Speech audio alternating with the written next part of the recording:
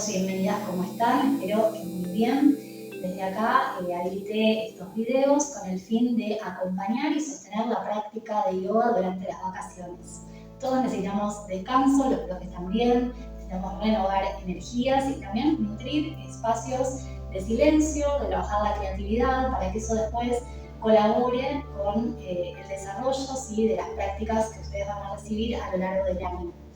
Este primer video tiene el objetivo de recordar cuáles son los pilares fundamentales de la práctica de yoga para que acompañen las prácticas que puedan hacer de forma guiada, que les voy a dejar yo, y si no, las que puedan hacer ustedes por su cuenta, entendiendo que estos pilares, estas bases, digamos, son fundamentales para nutrir la práctica de forma consciente, respetuosa y amorosa.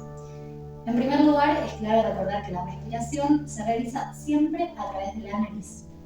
A menos que haya una técnica o un pranayama que requiera la respiración por boca, siempre vamos a inhalar y a exhalar por la nariz. En segundo lugar, se recomienda la respiración Ujjayi, que es la respiración cuando hacemos un leve cierre, ¿sí? Llevando el mentón y venitas a la garganta, y vamos a evocar el sonido del mar, como si estuviéramos escuchando un caracol o el viento, ¿sí? Como ese suave, sutil ronquido donde sentimos el paso del aire a través de la garganta, ¿sí?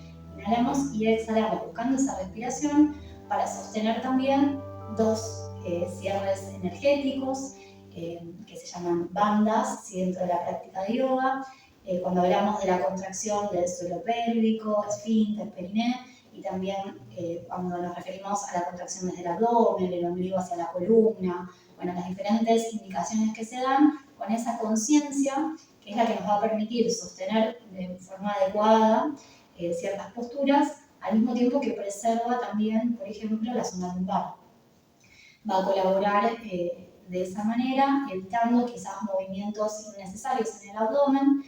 Entonces, mantener la respiración o la conciencia de la respiración hacia la garganta, bueno, es una recomendación que está bueno en caso de que todavía no tengas práctica en eso, que lo pongas justamente a experimentar, porque cambia sustancialmente el desarrollo de cada postura cuando podemos direccionar la respiración, ¿sí?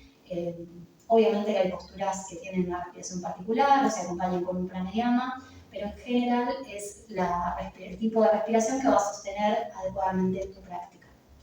En segundo lugar, es importante el enfoque, ¿sí? Entendiendo que mientras estás, por ejemplo, en un equilibrio o en una permanencia, en una postura, en lugar de ir con los ojos como de un lugar a otro, que de esa manera también la mente tiende a ir de un lugar a otro, buscamos un punto fijo con la mirada, lo cual se conoce como drishti, ¿sí? Es a donde llevamos nuestra mirada, y ese enfoque también nos recuerda que donde va nuestra atención va nuestra energía.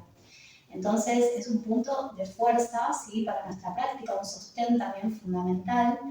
Y hay diferentes drishtis dependiendo la postura.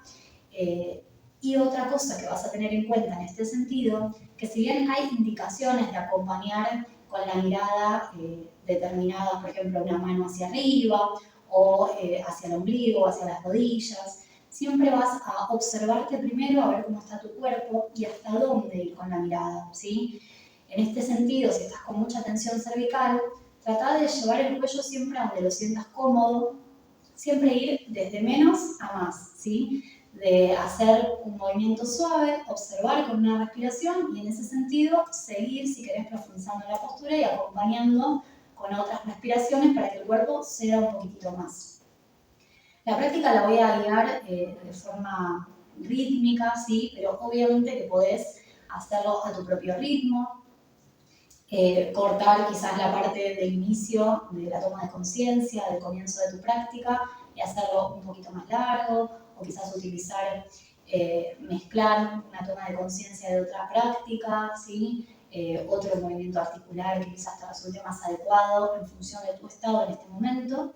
Y lo mismo para la relajación, en el momento final de la clase, en la postura de Shavasana. Si elegís permanecer un tiempito más, también está esa opción. si quieres hacerlo en silencio o con alguna musiquita que utilices habitualmente, de las que obviamente recomendamos y a veces también, bueno, nada, en función de nuestro estado, de lo que sentimos, eso se los dejo nada, a su criterio, con libertad, pueden manejarlo.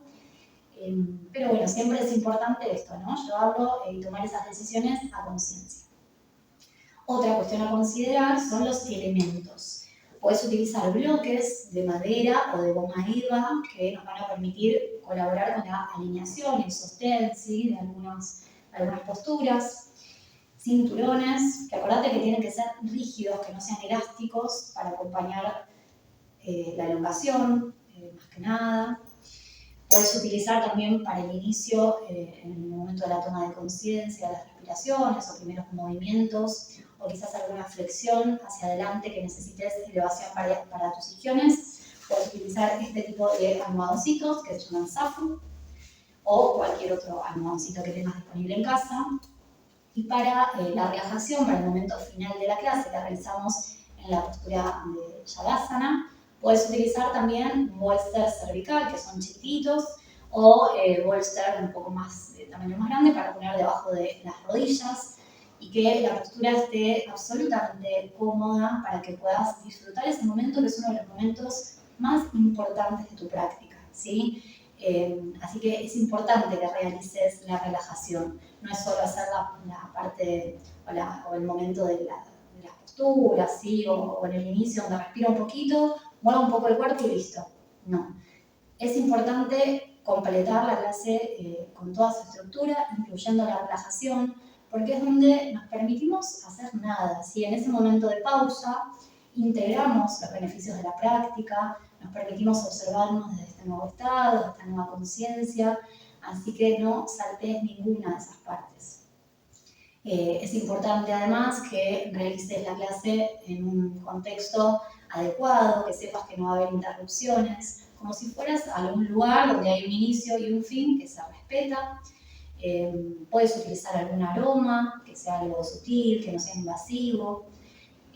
Así que bueno, nada, esas recomendaciones como para tener en cuenta para el inicio de la práctica. La ropa que vos sientas, que sea cómoda. Acordate, son pantalones muy flojos o anchos, cuando llevan las piernas hacia arriba pueden generar incomodidad o enganches, que se quede como enganchada la ropa con las partes del cuerpo. Así que si utilizás algún pantalón más flojito, quizás una buena opción es que tenga puños. Y si no, bueno, calzas, chequeando también el tipo de tela, que no patine, ¿sí? Que sea de tu comodidad, porque bueno, son todas cuestiones que hacen a que uno pueda no tener la cabeza, no estar atento o no estar pensando en un montón de cosas y que podamos enfocarnos plenamente en la práctica. Y por último, y fundamental, el mat. No todos tienen quizás un mat en casa, pero les sugiero que si practican yoga, si lo hacen de forma habitual o quieren comenzar a hacerlo, es importante contar con un mat. No hace falta que sea súper caro, pero sí que nos brinde un espacio adecuado para la práctica, ¿sí? Yo siempre pongo este ejemplo, si vos querés empezar a correr, no vas a ir a correr en hojotas o esperando que alguien te dé un par de zapatillas. Bueno, con la práctica de yoga pasa lo mismo, si bien acá de forma presencial en la sala contamos con mats, o a veces alguien se lo olvida, o prefieren dejarlos estacionados acá, bueno, acá están, ¿sí? Siempre lo ideal es tener ese espacio de la práctica, ese lugar físico, ¿sí?